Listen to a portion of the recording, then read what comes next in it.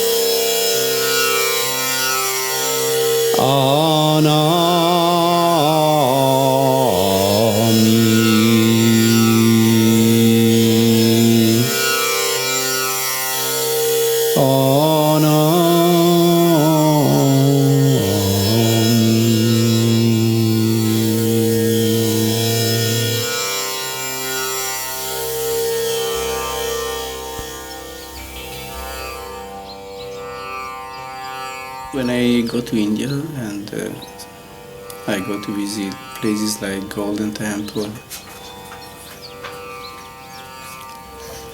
or other important gurdwaras in which the Sikh have their own typical way of worship, dressing and so on and so forth, I see that many of them, especially those who are called the Akalis, those are dressed in a blue robe and blue turban with a sword and other weapons. I see them like they were living in the past at the time of Guru Gobind Singh, like the time stopped there for them.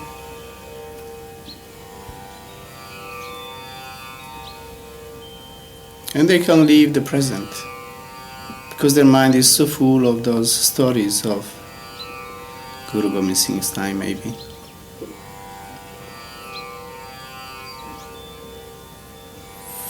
Or with other religions as well.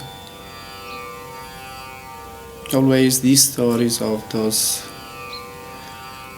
masters whom they worship as being the sons of God, the prophets of God.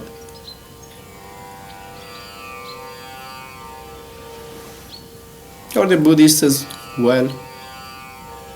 Seems like they are stopped there at that time, especially the monks, those who take up this lifestyle. In the same way, I must say, when I saw last year Master Kripa's followers, those who are so proud of, we only Master Kripa, nobody else.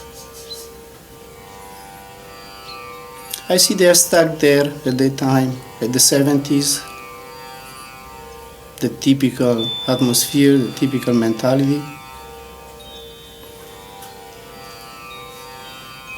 Like they can't accept anything present.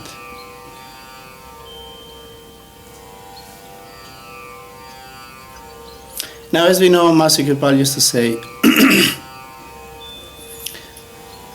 a master or a school is worth of credit if many students pass the exam in that school.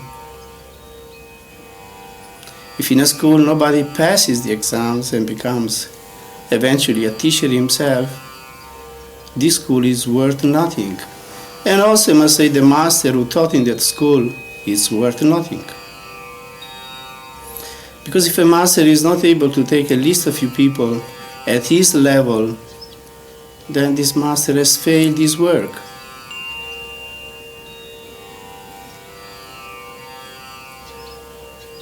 When I went to Sant Singh, I had my mind full of Master Kripa's ways, Master Kripa's typical style,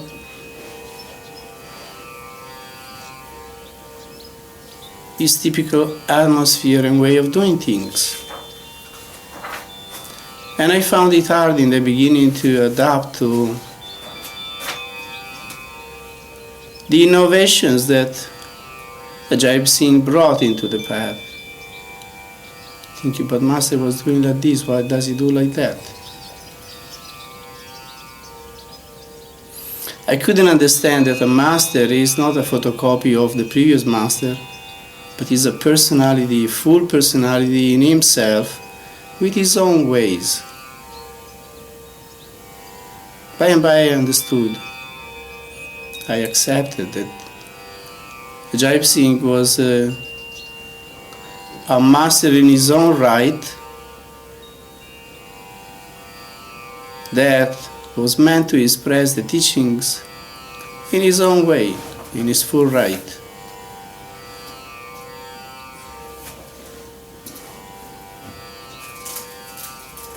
As I say often, a person that realizes the truth in his own way and has his own way of conveying the teachings, his own way of conveying the spiritual transmission, the blessing.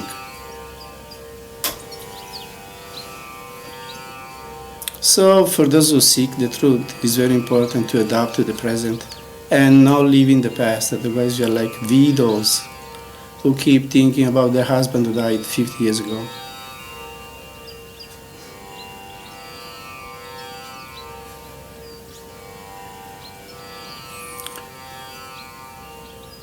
So each one of us has to realize the truth in his own way, in his own right.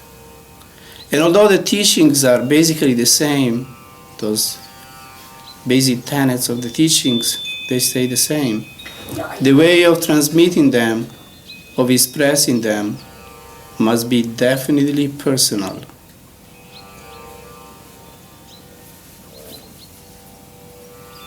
So the way I give satsang, the way I hold and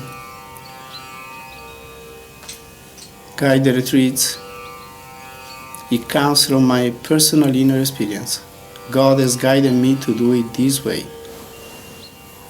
which is not like Master Kripal, it's not like Sanji, although it's similar to Sanji but not the same.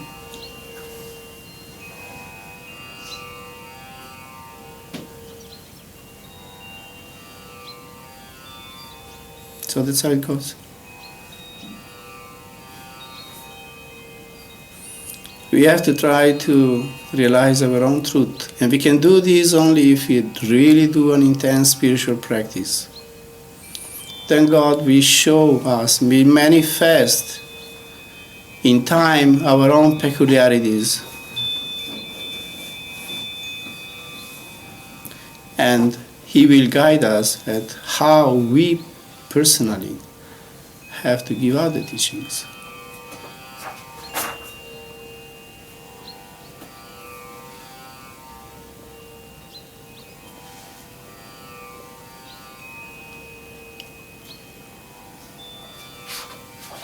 Anyway, going within is the same.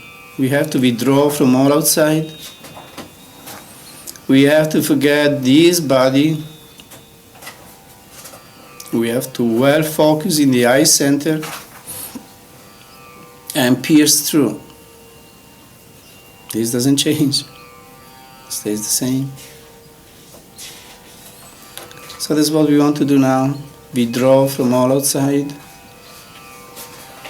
Try to withdraw from this very body in which we live and with which we are so identified.